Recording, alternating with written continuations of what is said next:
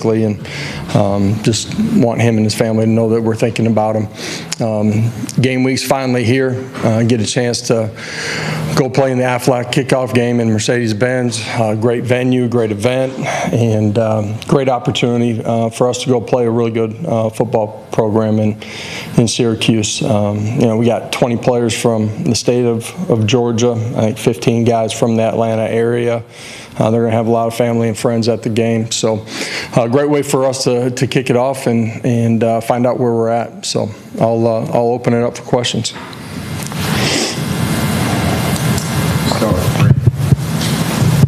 On that note, where do you think you are with this team right now? I like, who they are, how they compete, how they've grown.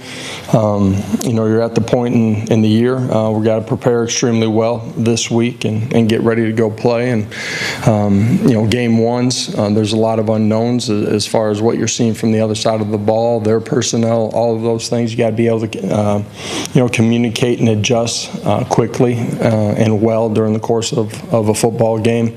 But I like this team that we have, and they've handled themselves with great maturity. They've been extremely competitive. They've continued to grow. We need to do that this week and then go play. Adam, and then Josh, what do you typically find out about your team in the first game that you never know about in camp?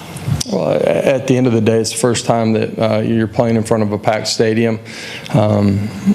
There's knowns and unknowns of what you're seeing on the other side of the football, their ability to communicate, and all 11 play as one. For some of them, it'll be their first live action in college. The physicality and the speed. Running through the tunnel, it's different. Everybody remembers their first time inside of a packed stadium of this size. I certainly can remember mine. You get between the white lines, it's 11 on 11, and so being able to settle into the ball game, do your job at a really high level, are all things that are going to be really important. Coach, with so much notable roster turnover this season, changes at quarterback, running back, and other positions, especially on defense, what steps has your staff taken to make team chemistry and continuity a top priority this offseason? Yeah, it doesn't just happen on game week. It's something that we're intentional on when we get back in January and start our offseason every single year. You guys have heard me say young guys don't have time to be young. That's in how they approach everything they're doing every day. Our veterans doing a great job leading those guys, helping them grow as men and in the game as they, embark on a college career and, handling everything that comes with it.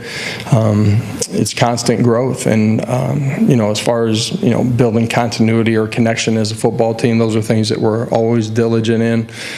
That happens when you're inside of the building, in the weight room, on the practice field, but also carving out moments outside of the normal football action to develop relationships. Rob, then Ryan. Coach, just the level of confidence you have in your quarterback and receivers, since there's really no body of work among those guys there. How do you?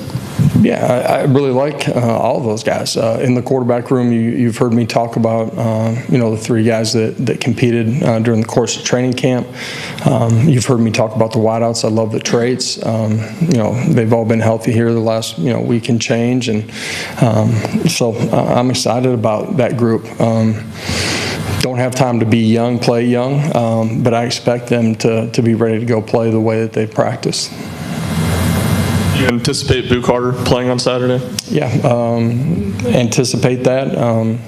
For all of us during the course of this week, it's still, learning, earning, and taking a job and proving that you're ready to. What are the challenges preparing for a Syracuse offense that has a lot different personnel compared to last season? Yeah, a lot of different personnel.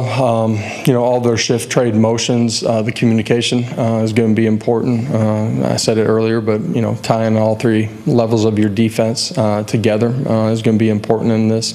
You got to be able to win one-on-one matchups with the way that they spread the field too. That's in your secondary, but that's also winning one-on-one matchups up front. Ryan. Named Joey, QB1. Have you had a conversation in that room about who QB2 is, or is that part of it still open? You guys will find out on Saturday, I guess, when the depth chart comes out. To the back of Rick.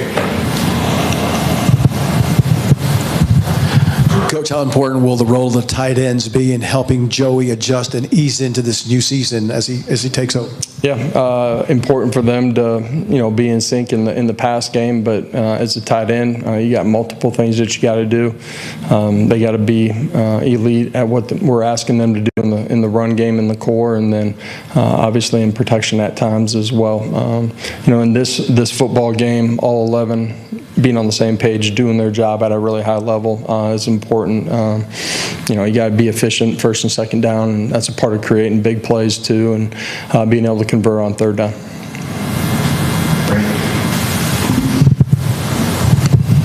Aside from execution, what's the key to being a good red zone offense, and how can you be better there this year than you were last year? Well, some of last year was penalties where you get behind the sticks. You got to play smart football down there. The efficiency of the run game is a big part of that as well. And then if you are throwing the football, you got to be efficient with it. So a lot of what takes place in the middle of the field is important in the red zone. It's hypercritical in the red zone because space is condensed, and you got to be really efficient whether you're running the football or throwing it. Patrick and Paige. Coach, how do you feel about your offensive line? 4 new starters, a lot of new pieces that you've brought in, guys that have developed on this offseason. How do you feel like the continuity and chemistry is with that group? Really good.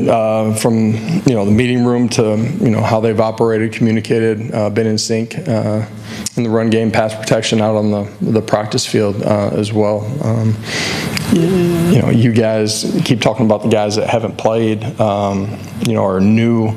As a coach, man, you feel like you've had a lot of time on task with these guys. There's a lot of trust in the guys that will get their first action here.